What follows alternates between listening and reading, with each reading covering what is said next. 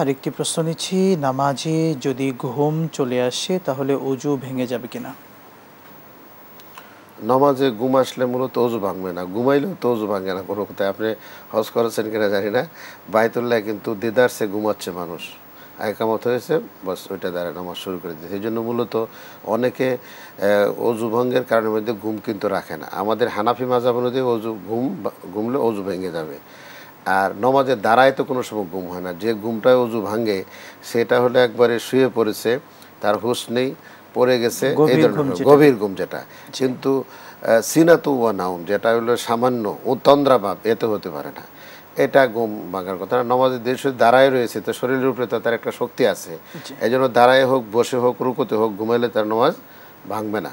হ্যাঁ, যদি একবার এসে পরে বেহুশ হয়ে যায় আর পরে যখন পড়ছে ঘুমানো শুরু করে দিয়েছে, যেমন গত পরশু দিন আমাদের মসজিদে ঘটনা হয়েছে, ফজরের নামাজের সময় একদম ধুস পড়ে গেছে একজন আমার উপরে, অর্থাৎ সে ঘুমাইছে। পরে আমি মনে করছি কোনো দুর্ঘটনা ঘটলো কিনা, পরে নেওয়ার পরে দেখলো যে টোটালি ঘুমায় গেছে। তো এত যে ভাঙবে, শুধু ঘুমায় একবারে পড়ে গেছে।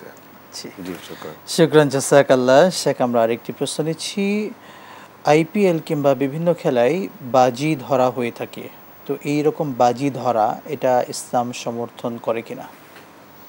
খুব কঠিন কথা। বাজি তো ইসলামে কোনো কাজেই সমর্থন করে না।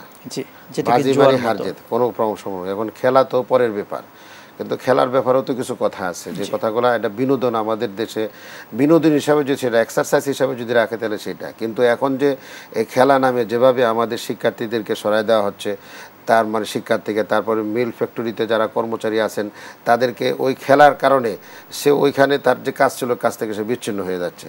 দুনিয়ার প্রথম বিশ্বগুলো দেখেন, বড় বড় যেগুলো ফার্স্ট কান্ট্রি যেগুলো, তারা কিন্তু খেলার জন্য আলাদা কোনো মাঠে কোনো লুকিয়ে থাকে না, জি। কোনো সময় হয়তো প্রয়োজনীয় কিছু পত্রপত্রে দেখে নেয়। কিন্তু আমাদের দেশে তো শুনছি 1.5 মাইল 2 মাইল কী করে সেখানে ওই পতাকায় লটকায়, সেখানে ওই বেড়ার মানে টার্গেটটা কতটুকু।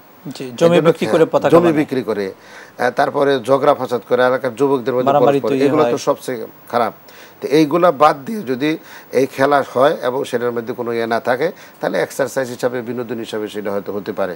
তবে সেই ক্ষেত্রে খেয়াল রাখতে হবে, পুরুষ তার 17 অবশ্যই ঢাকা 17। থাকতে হবে, কিন্তু 17 খেলায় যে ঢাকা হবে। ওস্তাদ বাজি অর্থাৎ জুয়া ধরার, জুয়া আমরা যেটাকে বলি বিভিন্নভাবে লটারি, কেমার যেটা, হ্যাঁ, হ্যাঁ, জি, কেমার তো কোনো সময় সেটা বৈধ কোনোভাবে না। এটা হুরিমা আলাইকুমুল খামরু ওয়াল মাইসির ওয়াল আনসাব ওয়াল আজলামু রিজসুম মিন আমালিশ। রিজসুম মিন আমালিশ যে শাইতান। আজলাম, এটা তো খেলার অন্তর্ভুক্ত। এই জন্য এগুলা এখন রাষ্ট্রীয়ভাবে সে কী করবে সেটা, কিন্তু ব্যক্তিগতভাবে এগুলোর ক্ষেত্রে আসলে রেস্ট্রিকশন আছে, শরীয়ত জি, অনুমোদন করে না। শুকরান জাযাকাল্লাহ।